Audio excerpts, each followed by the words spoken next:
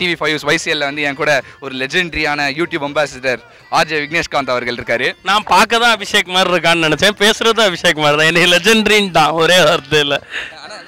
யார் அம்பாசிடர் நீங்க? அதனால லெஜெண்டரியா? கண்டிப்பா.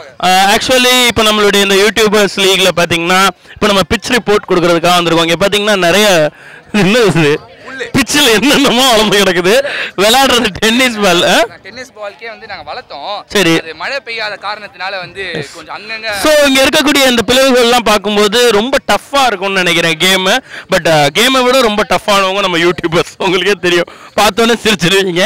ஸோ அந்த மாதிரி நபர்களாக சேர்ந்து சீரியஸான கேம் விளையாண்டா எப்படி இருக்கும் அப்படின்னு தான் அதை கொண்டு வந்திருக்காங்க. Youtubers cricket league YCL. So இந்த வருஷம் இந்த ஒரு சின்ன கிரவுண்டில் நடக்குது. பட் அடுத்த வருஷம் வந்து ஆக்சுவலாக இந்த வருஷம் வந்து நாங்கள் இங்கிலாந்து லாட்ஜில் கேட்டிருந்தோம். அங்கே வந்து கொஞ்சம் ப்ராப்ளம்ஸ் முடியாதுன்ட்டாங்க, தர முடியாதுன்ட்டாங்க. நாங்கள் வந்து விக்னேஷ்காந்த் அவர்கள் வந்து வந்தால் தான் தருவோம். நாங்களும் உங்களை ரீச் பண்ண ட்ரை பண்ணோம். ஸோ மியூசியம் இருக்குல்ல, பிஸியாக இருந்தீங்கன்ற காரணத்தினால் அவங்க வந்து உங்களாலேயே தர முடியாதுன்ட்டாங்க பிரதர். அதனால் அடுத்த வருஷம் நீங்கள் வந்துட்டீங்கன்னா லாட்ஜ்னா எல்லா இடத்துலையும் நம்ம நடத்தலாம். சூப்பர். ஸோ ஈடன் கார்டன் இருந்தால் நான் விளையாடுவேன்னு நானும் சொல்லியிருக்கேன். ஸோ அவங்க ட்ரை பண்ணுறேன்னு சொல்லியிருக்காங்க. பார்ப்போம் நம்ம அடுத்து வேற வந்து நாங்கள் ட்ரை பண்ண சொல்லியிருக்கோம். இப்போ உங்களோட சேனல்லே வந்து ஸ்மைல் சேட்டை அண்ட் பிளாக் ஷீப் 2 டீம் வந்து இந்த டோர்னமெண்ட்டில் வந்து பார்ட்டிசிபேட் பண்ணாங்க. அதான் அதை பற்றி நீங்கள் என்ன நினைக்கிறீங்க? அதை பற்றி நான் என்னத்தில் நினைக்கிறது, பிளே ஆஃபுக்கே போகல 2 ஃபைனலும்.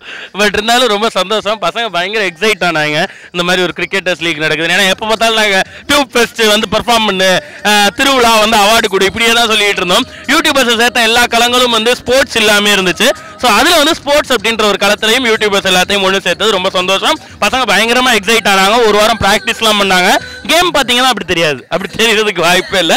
பட் இருந்தாலும் ப்ராக்டிஸ்லாம் பண்ணி ஒரு ப்ரொஃபஷனல் பிளே கொடுக்கணும் அப்படின்னு ஆசைப்பட்டாங்க.